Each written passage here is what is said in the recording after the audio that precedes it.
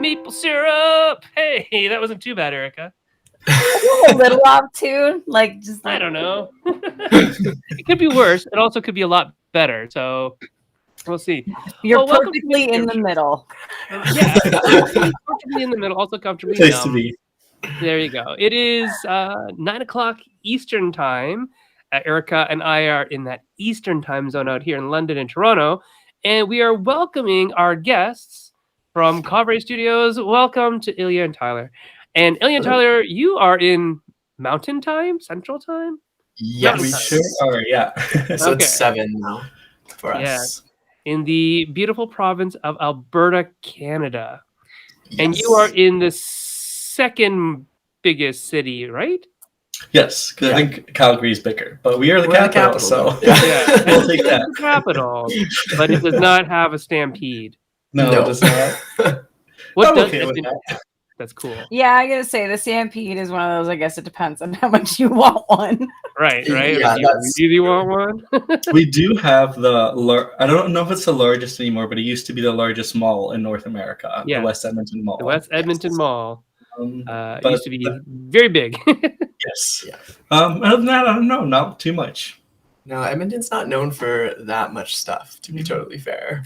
Yeah. Hockey. The Oilers. Yeah, I can't but Calgary has the Flames, so I don't know. Yeah. There's a good war going on there. Welcome to the show, and welcome Shem Phillips, who's watching, Adam Young, Zach Connolly, and everybody else who's watching the feed, commenting. Please do comment and have some questions ready for our guests. So, Ilya and Tylor, can you please tell us your origin story? How did you get into games, and what made you decide on going into the media side of things? It's a good question. A lot of questions, but I'll start off. Well, I think both of us, we played so many games when we were younger with our families. And for me personally, I remember I was born in Russia, and I remember almost daily my grandma would teach me a new card game. There'd be a variation of an old card game, and it just kind of layer on top. And I've always loved that. It was an ability for us to just come together to compete. My grandma would never let me win. So when I finally did win, it was just such a huge success. What about you? It was real. It was real, yeah. Yeah, definitely. I think I started with cribbage, a lot of cribbage. My dad loves crib. And my mom's side is from the Philippines, actually. So they are, I guess, really into the card game Skibbo and Mahjong, or at least my grandma was, because we would play that all the time. And we'd have this little tin jar of nickels and dimes. And every now and then my grandma would grab a handful, give them to us, and we'd play a little bit of gambling with them. But at the end of the day, it was still her money. So... Gambling at 5 years old, great. Yeah. But the same thing as pennies and Ramoli. It was always my my parents' can for oh my god, we get to use pennies as chips. It's the best thing ever. Yeah, lots of saving there. But then we met each other. I think during the university, we also played a lot of board games because we both lived in residence, and it was such an easy thing to bring out Catan, Resistance, Avalon, those types of games. And then when we got together, I think it kind of went from 0 to 100. I remember really fast. Because we went to a bunch of board game cafes. We always liked them. But I think one year we got a mystery box from a local board game store for Christmas that had 6 random games of assortments. And we're like, this is pretty cool. Some of them were really good hits. Some of them weren't.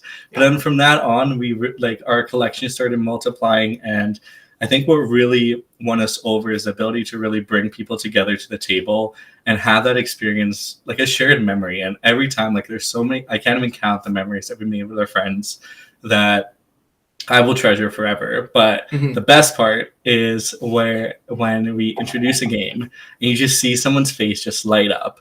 And then the next day you see on their Instagram story or on their social media, be like, I went out and bought Calico. Oh, how I really liked it. And it's kind of that ripple effect. So I think that's kind of what got us into content creation. Oh, 100% what got us into content creation, because we had all these friends that were interested in board games, and we were always the people that were introducing them to new games, finding games that really fit their niche.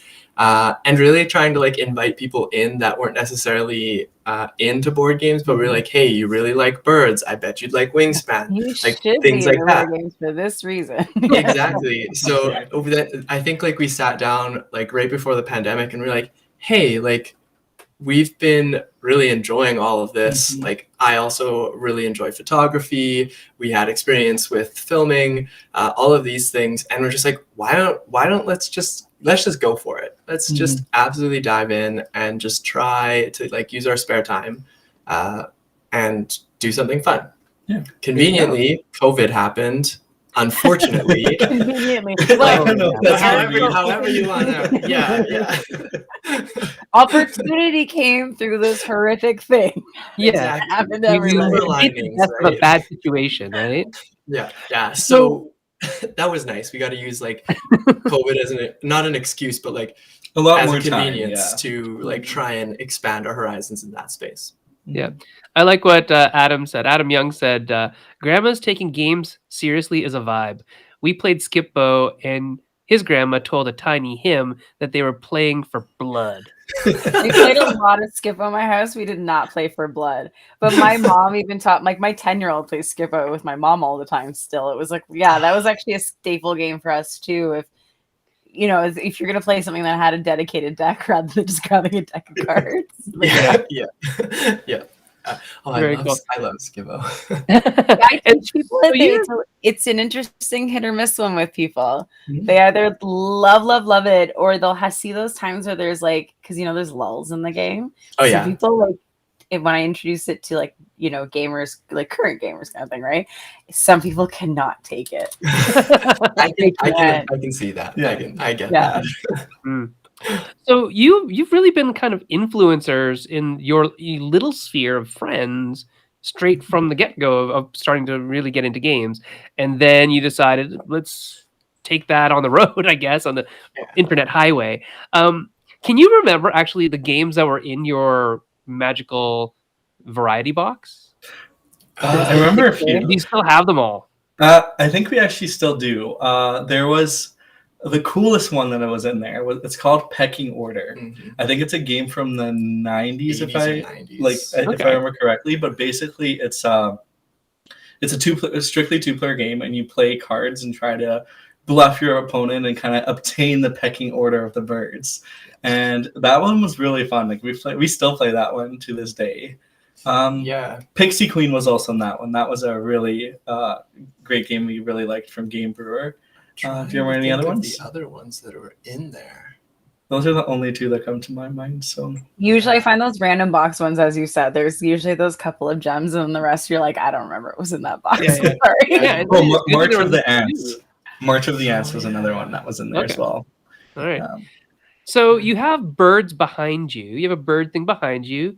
You like Pecking Order, and you've already mentioned Wingspan. Are birds a thing? I think that's strictly coincidental. They're not a Then thing. Like, fishing for clues. No. my family actually had parrots all the way through when we were growing up, and we had a little one, like a little budgie, like actually could talk up to 20 words. And that was like my biggest heartbreak when we had to move from Russia, because you can't take a little budgie and do that whole 30-hour trip. So we had to leave him behind, and I was just like, no. Oh, the budgie. Poor That's budgie. too bad.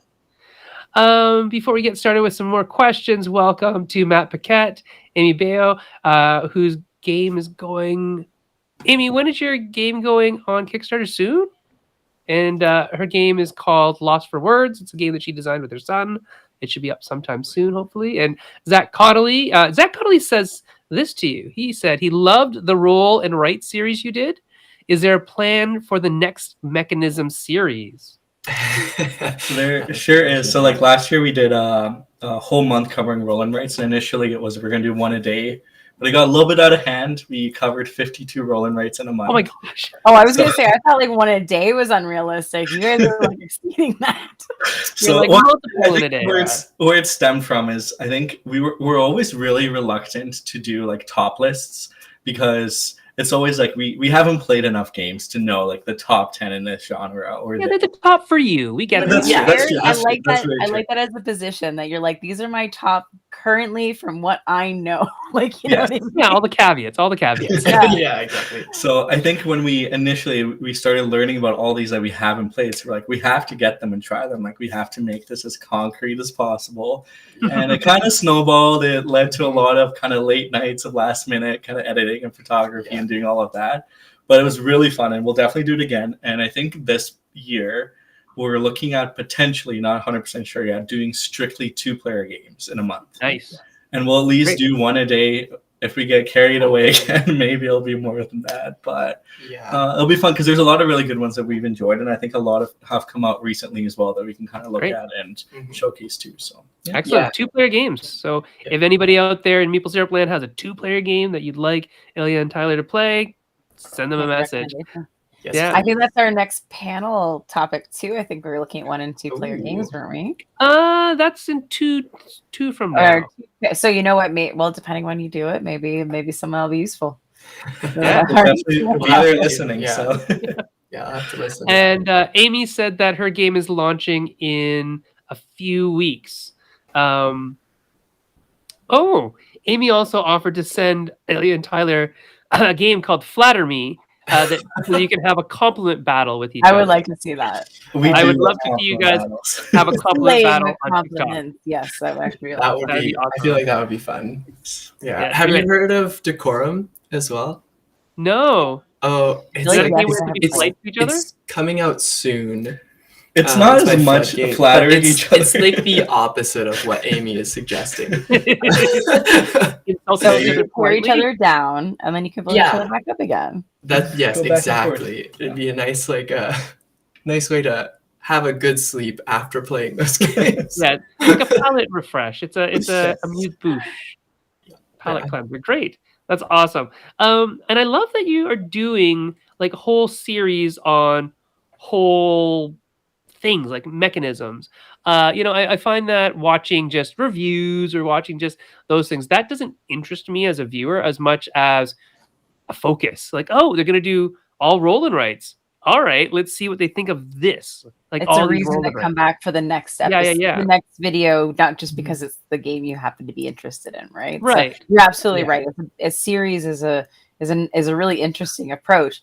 Do you want to tell us a little bit about was that very intentional? You're like, we're gonna sit down and we're gonna go through and we've never seen, we wish more people did this. Like, what was the intent behind we're gonna make a series? Yeah. But I think a lot of it was also like our goal for a channel. We always try to get to this is to inspire others to play games, and it's always a challenge for us because we are in that board game bubble. Like a lot of our friends are board gamers who love so many different games, but we always try to kind of take that step outside of that box and invite more people in because that's kind of what we're all about. So even describing like what a roll and write is and like how like you might know Yahtzee because you might have played that when you were younger and how that kind of correlates. If you really enjoyed that, you might enjoy some games like this. Yeah. And really showcasing different games from that perspective to be like, you might not know anything about this, but how can we invite you in and say how exciting and how neat this is to almost win you over? Yeah, I think from my perspective is it's very much so that because we're in this space where we have a lot of online virtual friends that we've made through board games that share the exact same hobby as us, we want to take a step back to where we were like, okay, well, we've been introducing games to our friends who don't necessarily have game background, and roll and writes were just one of those things that were in a higher level concept. They're super easy because you're rolling and you're doing something, or you're flipping and you're doing something. The mechanism itself is pretty straightforward. Sometimes those combos can get a bit crunchy, but finding that fine line between there are a bunch of these different games that have the same mechanic, and you can go from one end where you're playing Dizzle, which is you roll and you scratch something off of the board, exactly what you're doing. Or you can play a game that's extremely heavy in the same vein, like Fleet the Dice game or Hadrian's Wall. Mm-hmm. And it's nice to see that progression because you can you can slowly move people towards the idea of, oh, if I can play Dizzle, then there's another game that maybe I can challenge myself with, and then another game that I can challenge myself with. And then it encourages people to know that they can evolve their love for board games in one particular area. And hopefully that like branches out to other areas. But it's really just about like trying to show people that there's more than just like Yahtzee out there for a roll and write. And some of them are hard, some of them are easy. There's something in between. Like you just got to find the game that's for you. It's awesome. I really like that.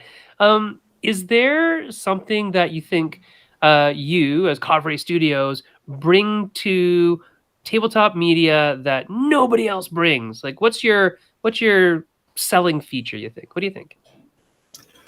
Oh boy. That's a tough question. What do you think? I just think like, I'm not saying that there aren't other people out there that do this, but like we at least with our Check It Out series that we do where we introduce these lighter weight games, we try to take it from a perspective of you don't have to be a gamer to play this game. Whereas sometimes I think even like in some of our videos, we get caught up in the fact that everybody knows everything about board games or a whole lot more about board games than the average person does. So I think when we do that series, it really hones in on that in particular. Being a part of a marginalized group also, I think is very important because in a board game, in a hobby like this, it's very important to feel like you can be included in the hobby, no matter what you are, who you are, or like what you do. Like board games are for everybody and they should be for everybody. And I think we try to stress that as much as possible. Yeah, I remember seeing the Fog of Love cover with the two male couples, and that was so cool to me because you like I haven't seen that much when I was younger and like I think now it's changing. There's much more representation in media and board games as well. But it's nice to challenge that as well and say like, hey, this game only has husband and wife cards. Like why? Right, Everdell. More? Yeah. Yeah, exactly. Yeah. I think other than that too, like one thing I'll add on top of that is board games are a huge part of our lifestyle. It's a big thing for our family, our friends.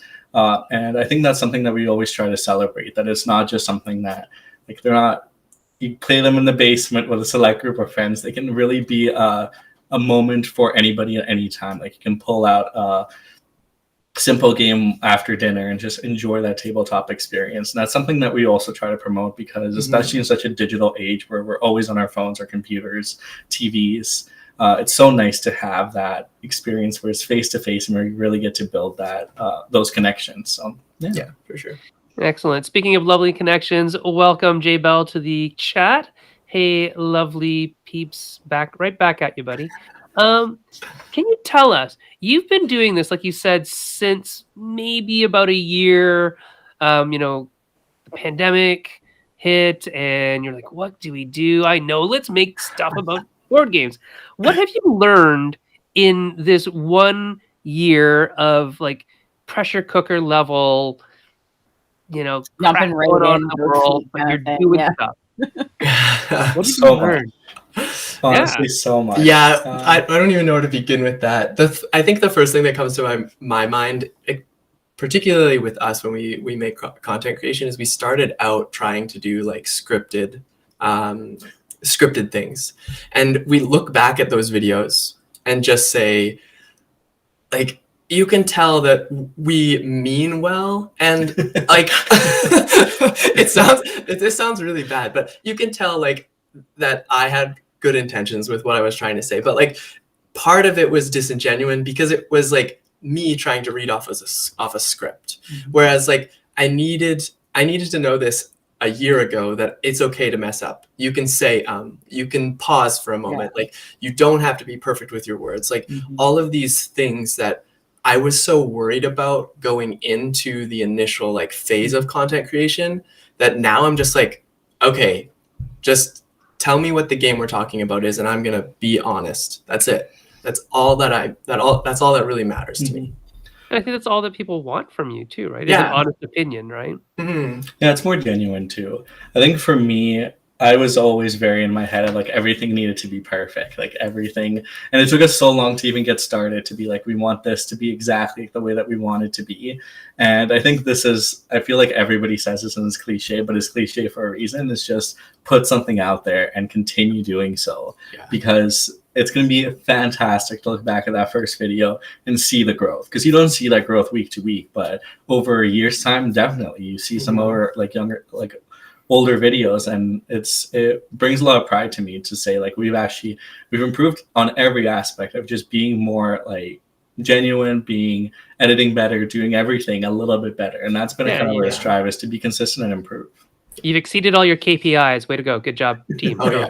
It's actually really funny because we wrote a blog, because we started the whole Kovray Studios on like just a blog website, and we wrote a goals for first year. Hey, goals. Yeah, and we looked back at it and we're like, wow, we were really happy because we exceeded those expectations. Like, I think one of our goals was, we're like, it'd be a dream if we do like a Kickstarter preview. It'd be so cool to have like a prototype and like tell people about it. And if we could meet some board game designers, all of these things that were just like, I think we were very fortunate to like stumble upon very early on, and it was just like, wow, had we known. But you don't know until you try, right? Like that's the thing. Is I think we're always so afraid, but you're right. It's, you don't know, you don't need to be perfect until you try to be perfect, or you don't know, you didn't realize, like usually all the limitations you put on yourself are like, don't bother right now. Wait until you see what happens.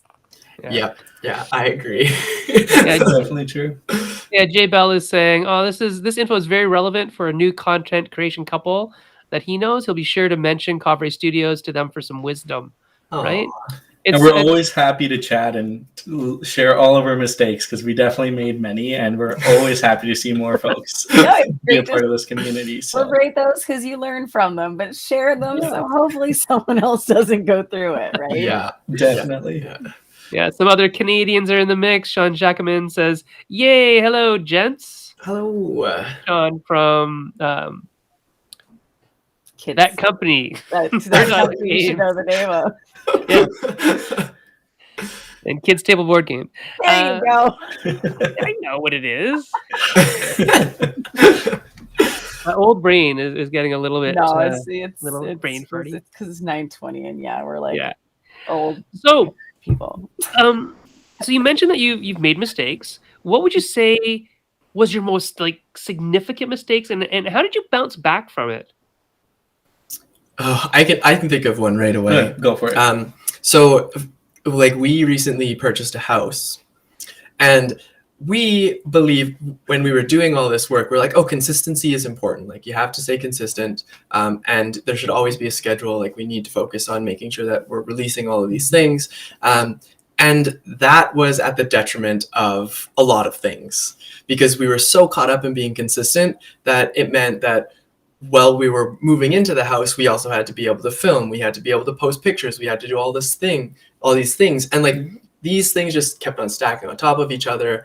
And it just like pushed us towards this area of burnout that was very uncomfortable for like both of us individually and also as a couple.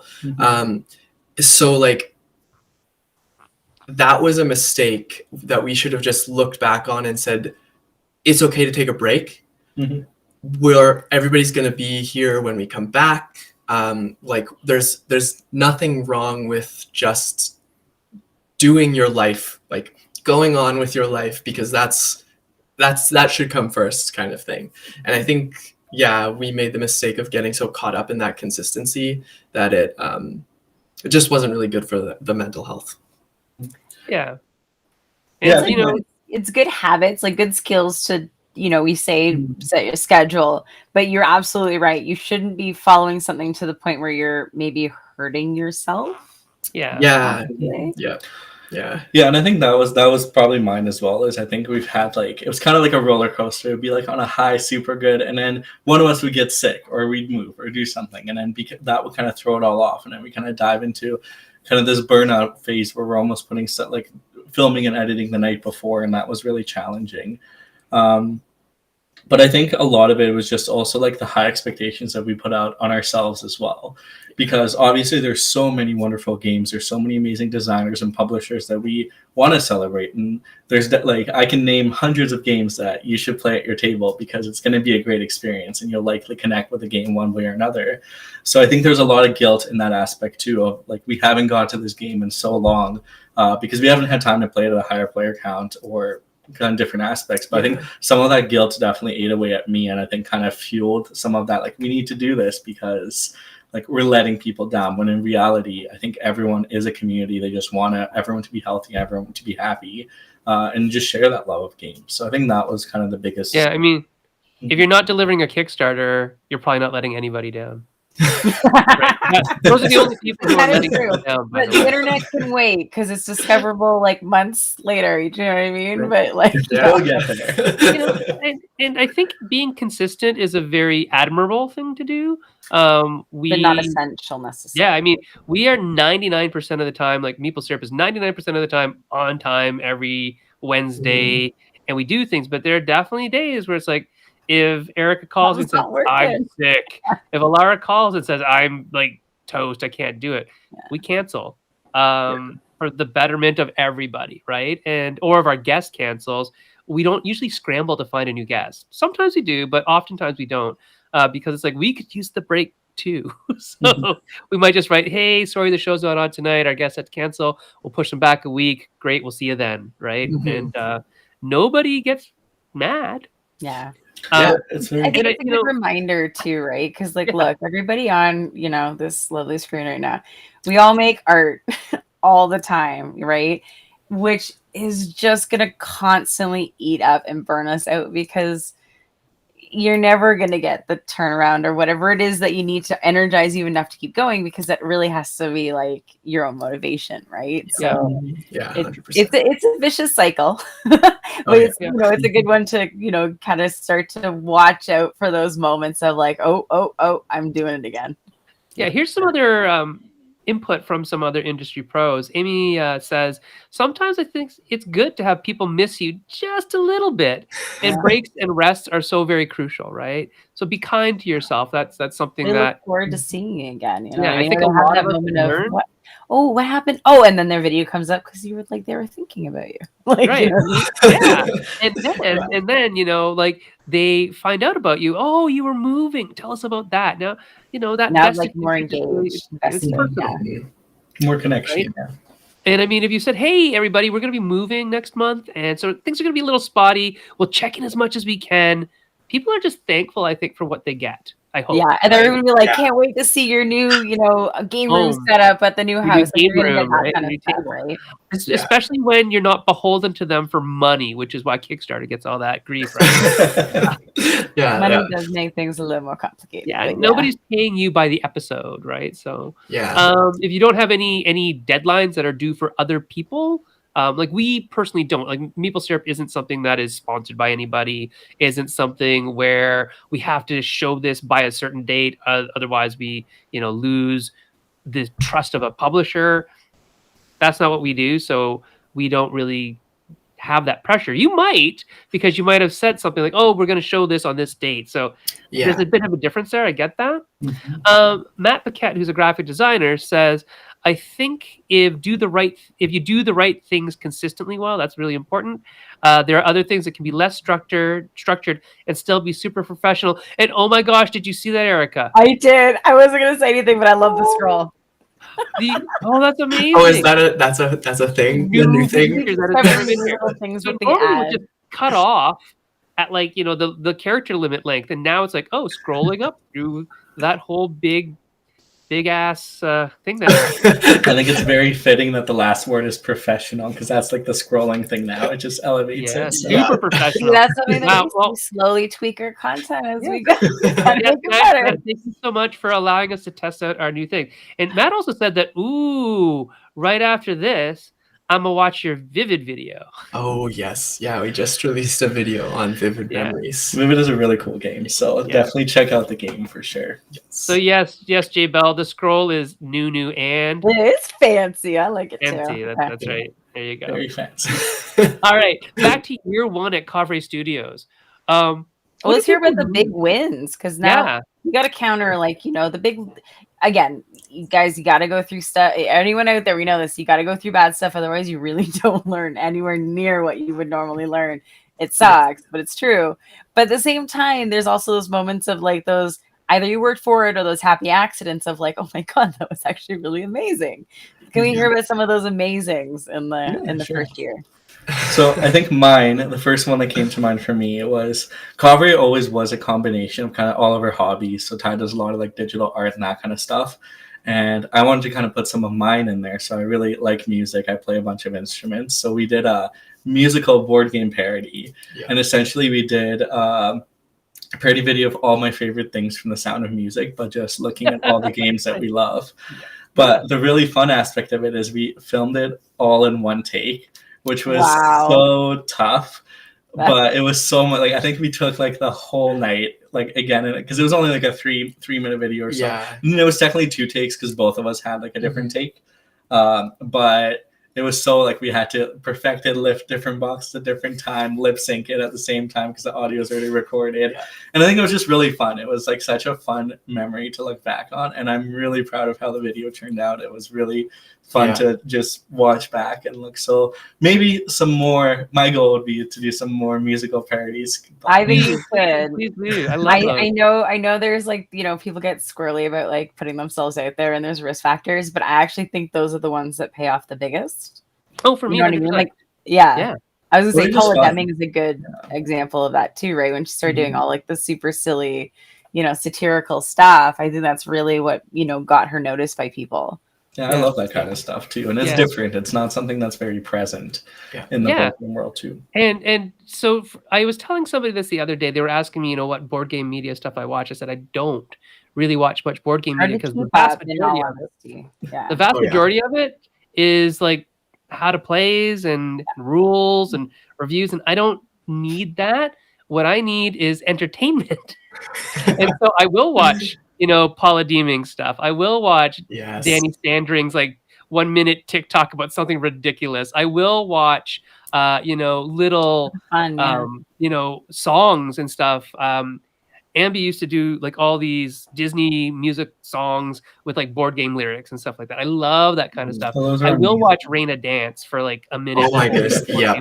Right. So any of those things, and I will watch your, Sound of Music stuff. By the way, so if you did musicals, like if you did like board game musicals, I would smash subscribe pretty fast. I think we've got a lot of crossover for that because I love musicals. Also super accessible, right? So musicals. You're doing something that's for an entertainment, but you're still introducing titles that like, oh, that sounded interesting. Like, exactly, right? You never know. Yeah, and it's interesting and it's entertaining. It's done in a different way. You're putting yourself out there. You're not just like some talking head telling me to buy a game that I don't need anymore. I got paid to show this. Buy it. Yeah, right. But if you're putting your heart and soul and creativity into something or remixing some culture, I think that's really wonderful. What other big wins did you have, or if you can think of one of those, that's great. And maybe a follow-up question to that is, if you were to what did you need to start up? That's a good question. What did you start with, and kind of where are you now? You added wise, and I think you started scripting. And you said no scripts. Why don't you start with the big one? You should probably talk about Keystone, because that was also really Yes. Yeah. So we were part of playtesting Keystone North America by Rose Gauntlet, and like we were there from honestly like the beginning, and I think we were fortunate enough because we were getting more active in the board game community, not even necessarily creating content, but we right place, right time kind of thing. We were able to get involved with playtesting, and for me that was a huge win because we evolved like with the game as it was being produced as well, like as content creators. And then by the time it went to Kickstarter, we were able to like work with Rose Gauntlet to like promote their Kickstarter, to help like launch it, and we like demoed the game with people for them. It was like such a blessing. Like Lindsay and Isaac from Rose Gauntlet are amazing human Yeah, they're beings. some of the best Yep. humans we know. So. Yeah, and just like besides the fact that we were able to do content creation for them in in that type of manner, like we just built a relationship with them that was just like so genuine, that I don't think we would have gotten a chance to do had we not just dove into the world of board games. And I think I think that goes a long way into talking about all the other relationships we've built as well. Like we went to PAX. I finally got to meet Erica in person. Like just all of these relationships that we'd held online, all of a sudden, just like a lot of them came to fruition at PAX U. It was like a big reunion. Yeah, it it felt was like so seeing family that amazing. you haven't seen in so long. Yeah. So Yeah. So that's a huge win for us. I think that will always be a win for us, is the relationships that we've been able to build and just like continue to grow. Like we have plans to go to Dice Tower West. We also have plans to go visit people that we never would have had the opportunity to meet had we not started doing something like this. So, and I'm sure like they're going to continue to be like good and best friends for quite some time.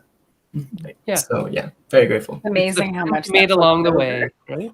Yeah. Like your friend groups on it's funny how much it gets like it very much does fill up with a lot of the game people you meet along the way. And I'll say even pre-COVID, you in the game industry, you still met everybody online first. Like none of that has really changed. I not at all.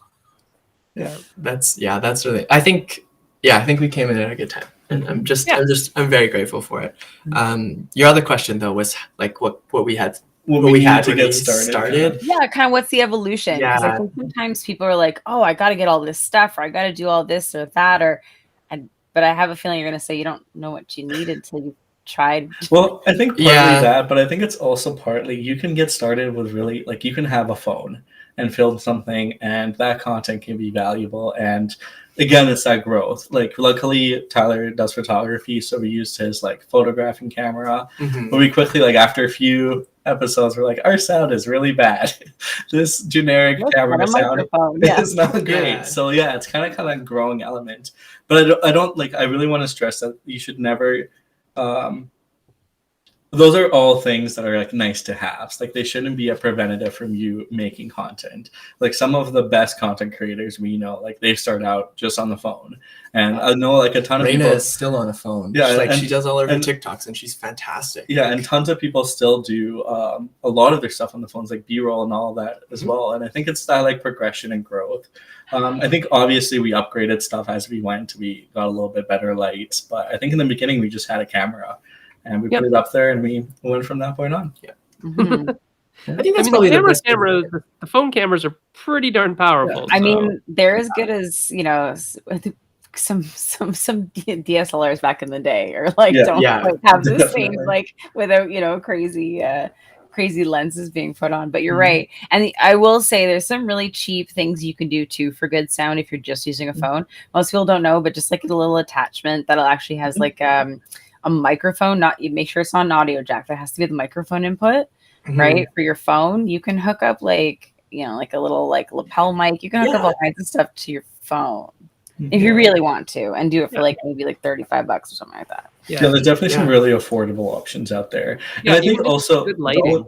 Lighting's hard, but you get there. Lighting is always the toughest.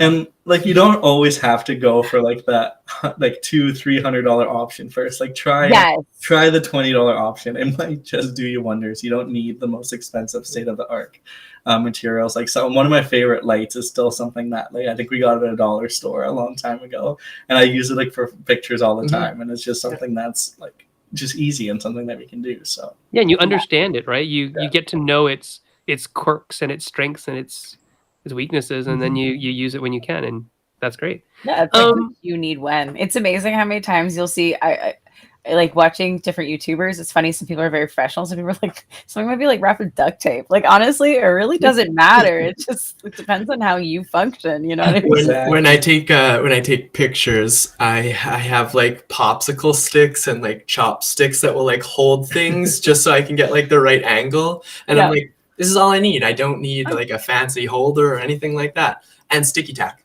That's it. Yeah. Right? And for the work that you're doing in board games, yeah, you're right. There's not a lot of pieces that you'd need, like a big clamp with a cantilever arm or whatever on it. So Yeah, exactly.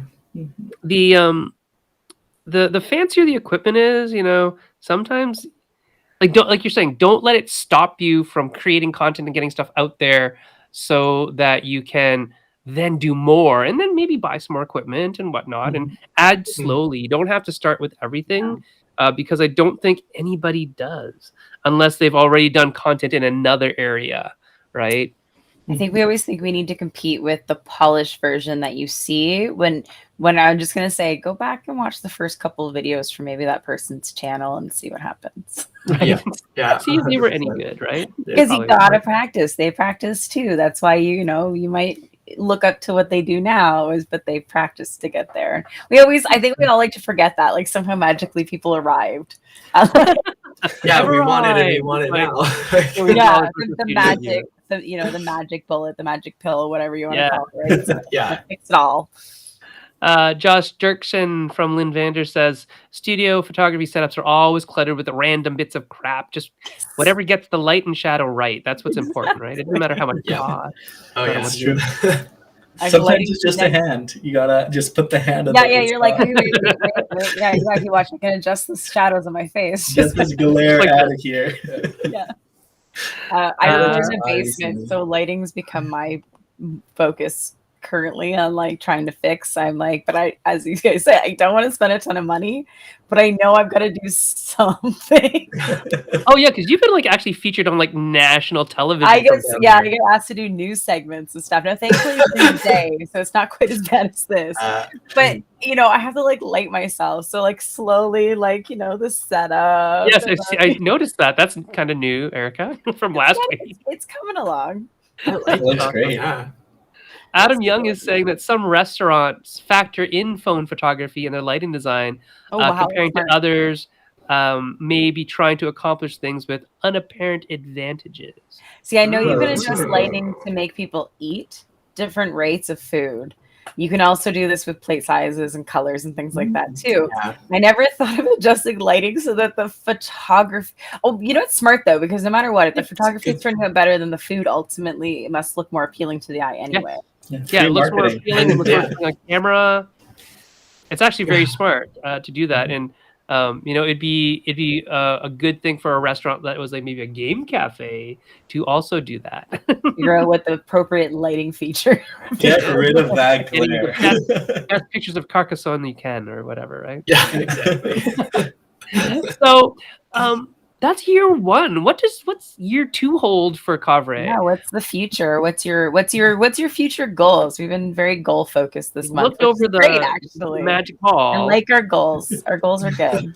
Yeah. We love goals. I think it's something that because I think we're very comfortable with not meeting goals, but it's such a good way to. Well, now we are. That's true. But it's a good way to kind of grow and have some of those benchmarks. But we actually did a goal video. Let's see if you can remember all three of them. We had 3 goals. I only remember one, so you're gonna have to remember our goal. That's goal 1. So goal number 1 is I think we wanna, because board games are such a big part of our life, and last year I think we played because we have an Excel sheet where we track everything that we do for board games because that's the math nerds in us. But we played I think over 600 600 plays of games. Yeah.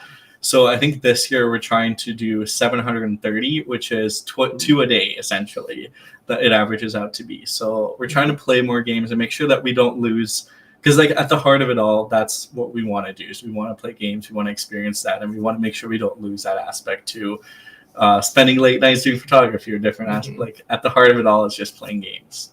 So that's goal number 1. Yeah, I think that's where a lot of the creativity comes from too. Us being able to play games more and more, and a variety of different games sparks a lot of different ideas in our heads that we just write down, try to do. We're really looking forward to pushing our creative boundaries in that sense, where a lot of the times we have these videos that we know we're going to do, and we've got a platform to do them on. We have a very structured way of doing them, but also we don't want to always have to do that. We want to have fun, make those music video type things, like do these random challenges that we come up with. Like, I think that is part of one of our goals, as well as allowing ourselves to be consistent yet not consistent, by like making some content, but it doesn't always have to be exactly what everybody is used to. And of course, like, that also lends itself to always wanting to have fun with it. Like, I want to have fun with it. I want to be able to like put a blindfold on and try and guess what game this is. Like, I have no idea what all our meeples feel like, so let's line them up and see if I can guess what game they're from. Like, just these these like fun ideas like that. I just want to like explore and like allow ourselves to explore, which I think now that we've got down to we keep on saying consistent thing, but like that's not what it is. Like, we've got it down to like figured out what your voice is, kind of thing on your channel, right? Yeah, so you can have more fun with it. Yeah, exactly. Because we always want to do, like, we love doing our Check It Out series because it's a very kind of staple. We tell people why they should check out a game, why they shouldn't, what are some of the key aspects. But now this year, we really want to explore stuff outside of that as well, while maintaining that, where we can dive into some of the creativity. And the last one is we're doing the thing that pretty much everyone I know always regrets doing, but we're trying a 10x10 challenge. So we have some games that we absolutely love, some that we just want to play more. So far, it's going okay. We've played a few games on that list already, but we'll see. I think if we were to not succeed in any of the goals, I think this would be the goal that we're not successful in. But we'll try. You're gonna try. Yeah. Exactly. But I think part of that too is updating on a monthly basis and just being more like letting more people in and kind of taking down that wall and letting folks in. So yeah. Are these some of your plans too, and how you're hoping to kind of grow your audience then too? Is just you're kind of being like, well, we've kind of figured out what we're comfortable doing. Let's try to lean in, keep that going, sort of thing. Yeah, I think so. Like, I think we said this at the beginning when we were chatting, is we try to we don't want to necessarily cater our content to people who are already familiar with games. Like, we want to be able to like reach out to those like the mass market people, I guess, where they're not super familiar with what's going on. Like, so by challenging ourselves in these creative ways, we hope that we can make it more clear that there are different games out there, show that there are a lot more games accessible to folks, and just and I think too, like, one of our values that we have is continuous growth and learning. So like everything that we do, we try to learn like a new editing trick or a new filming trick, and often it drives me crazy because I'm like, just take 4 pictures. We just need 4 pictures and we're done. 3 hours later. And Tyler would take 3 hours because he wants to try something new. But I think that's something that we really push ourselves into. How you learn too, exactly. Right? Exactly. And seeing that growth is so valuable, and acquiring a different sort of skill set. So I think that's something that won't stop anytime soon. It's just continuing to learn and try different things, and if they don't pan out, then it's something silly we can look back on and just have a memory for us. Yeah, exactly. Really what it comes down to. You can't kick yourself for trying. You can kick yourself for not trying, right? Definitely. As a side, okay, just like as a side, anyone who has been following the side goal my children have decided to put upon me is that we're starting a YouTube channel. Voluntold. I was voluntold because they've been asking for like a year at this point, right? So Can we stream? Well, it was always the we. I'm like, hey, you want me to set up for you? No. We're doing this. I'm like, I have to be in this. Anyway, so Gabriel and I actually recorded and I finished editing our first video, and I'm like, look, we just need 3, right? Because I'm like, then they can all loop into each other. I don't give a crap. But I'm like, at least 3 to see how you think about it, right? Because I don't know if they know what they're asking. But, I'm like, as long as we can just have fun playing video games, I have no problem, right? But if it turns into anything else. Yeah, I get that. So, but yes, number 1 is cut. And we chose the worst one to start. He chose Mario Party. I'm like, sure, why not?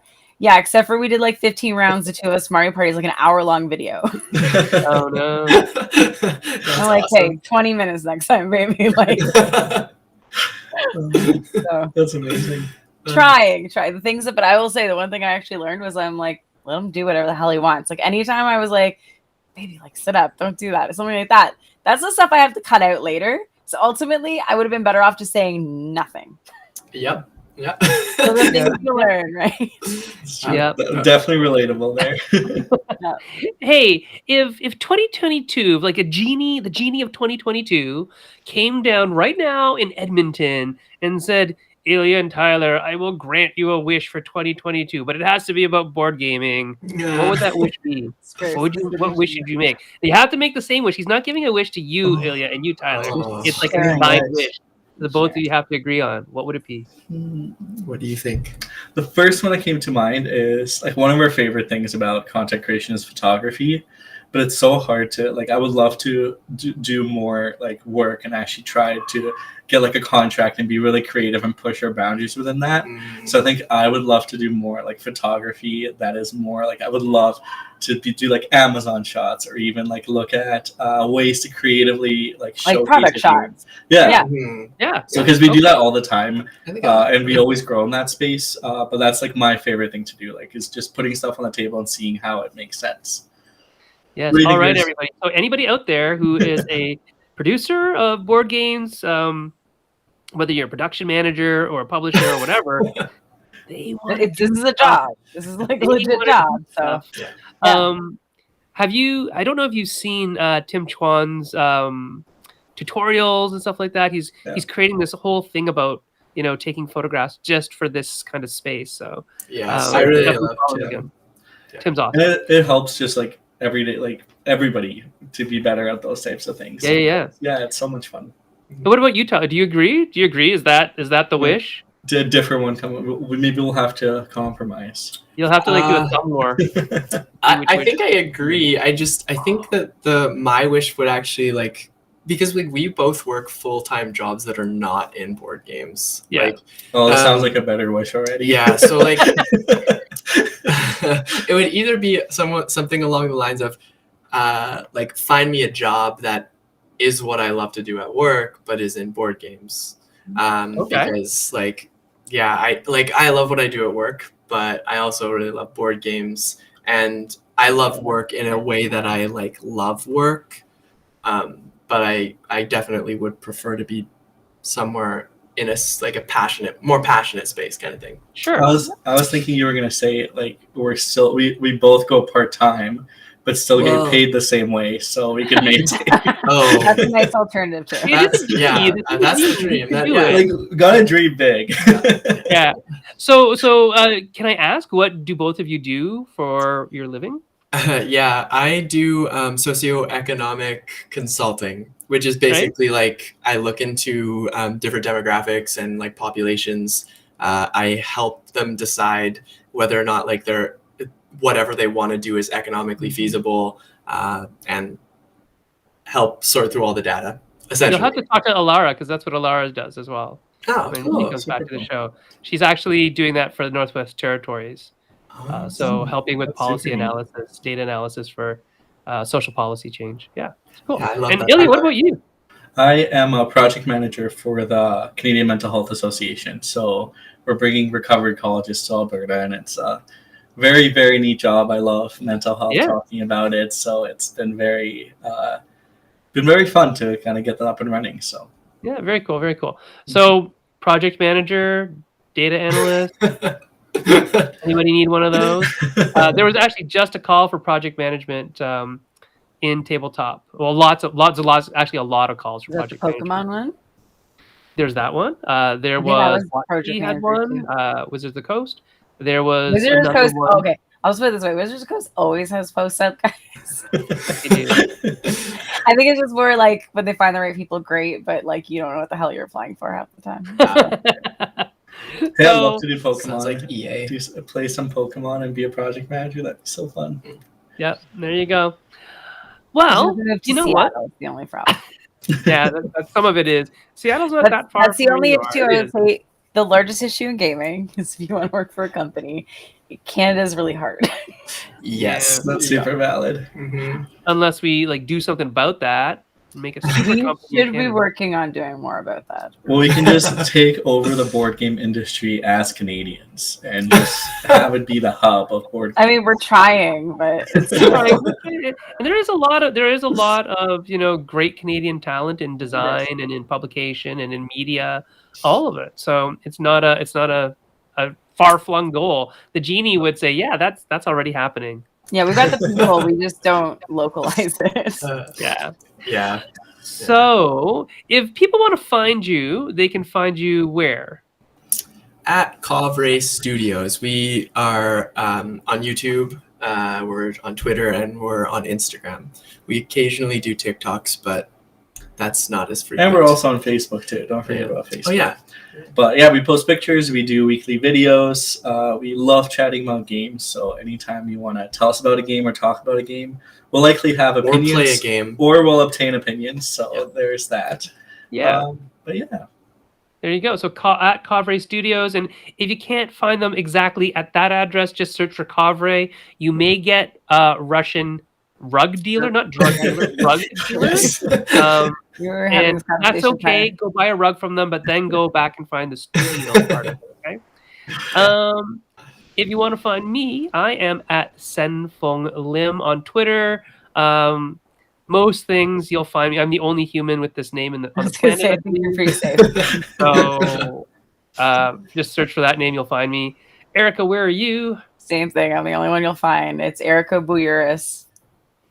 Yeah, we got a bunch of unique people. Me too. Alara is at TT Void if you want to find her. She is actually doing a lot more Twittering than she used to. Oh yeah, so- super active on Twitter. It's been There fun you to go. watch. Considering how long were we trying to get her to do anything on Twitter? Like 2-3 years.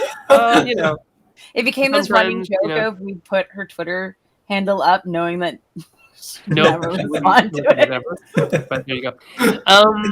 Oh, I don't know if you knew this, Erica, but we're not sure. I'm not sure when Alara will be coming back.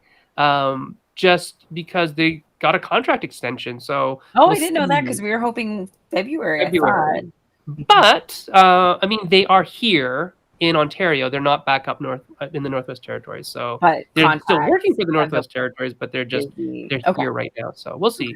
And of course, always at Maple Syrup on Twitter. And probably the best place to find all of us at any given time is at the Maple Syrup Shop Talk page on Yeah, Facebook. that's a great page. If you, I mean, questions, comments, posts of any kind, really. And we're trying to be better too about. We want to facilitate, people's growth as much as we can. So we're trying to get better about our check-ins with everybody and make sure, we're keeping our stuff going. And we want to link people up. We want to make things Yes. happen. We want to be part of your success. And but information. not take anything away from you, right? So there you go. If you do want to support the show, you can support us at patreon.com/maple-syrup. Help keep the lights on, and help us maybe make that Canadian board game empire that we just talked about. We need our own conventions. This is really But it won't go towards Maple Syrup people. We'll push that out towards more deserving people than us. Ilya and Tylor, we didn't warn you about this. Uh-oh. Oh, and hi, Helena Capel. We didn't warn you about this, so sorry for throwing this at you at the last minute. But do you have any final advice for maybe like newer content creators in the tabletop sphere? What do you think? Final advice, Ilya and Tylor. Let's go. Ooh. I think just do it and don't compare yourself. Oh, I like that. Just go for it. Put stuff out there. Look at other stuff for sure and learn from other people. But you're doing your own thing. You're living your best life, and keep doing it and enjoy what you do. Yeah, and to just add to that, if you're having fun, the people watching you will have fun. We're having fun. Yeah, that's a great way of putting it. I like that. So this is a new thing. I just tried this today, Erica. So tell me if you don't like it, but we're gonna show this, and we're gonna show it really big and huge. Oh, sure. Yeah, I mean, we're booked till March something anyway. Yeah. So this is to help everybody else plan their lives around Maple Syrup. As you should be. Definitely. And hello to Helena Capel and hello to Tim Eisner. Tim Eisner will actually be on the show a little bit after this schedule shows, but there you go.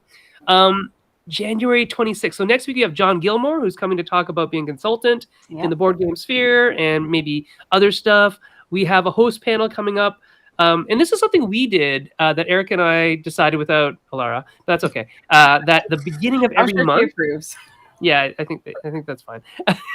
That we're going to have a host-only panel, and that was how we actually kind of redid our schedule this year, so that we don't always have to search out a guest. That we have something where it's just us talking, and we're going to do maybe a little bit of deeper dive so that we can prepare.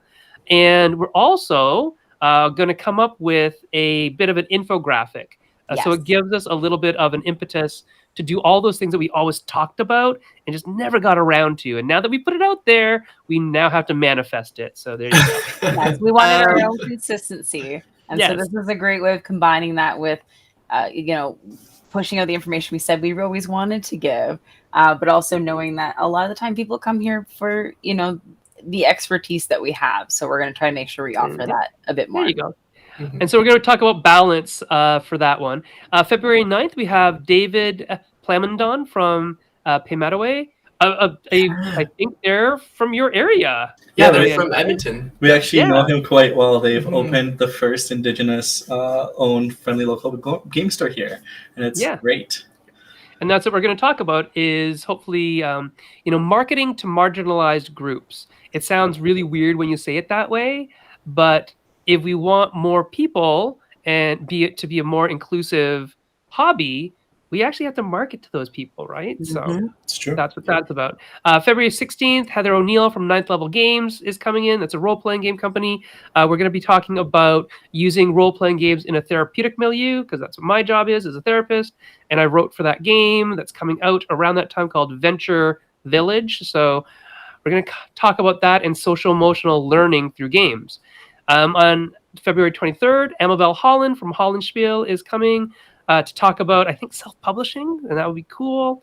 And March 2nd is another host panel. That's the one, Erica, that we're going to do low player counts. We're going to go solo and 2-player. Yeah, I think and the plan was maybe 1 and 2.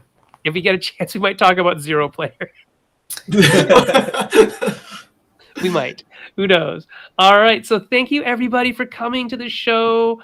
We're going to hide that one and bring everybody else back. Thank you, Ilya, Tyler, for coming. Hopefully, we've got you some more audience members to like and subscribe to your stuff. Yeah, you check can them out, find guys. Ilya and Tylor at Kovray Studios on most channels. There you go. So thank you very much for watching, and we will see everybody next week. Yeah. Thank you so much for having us. Yeah. Anytime. Welcome, welcome, welcome.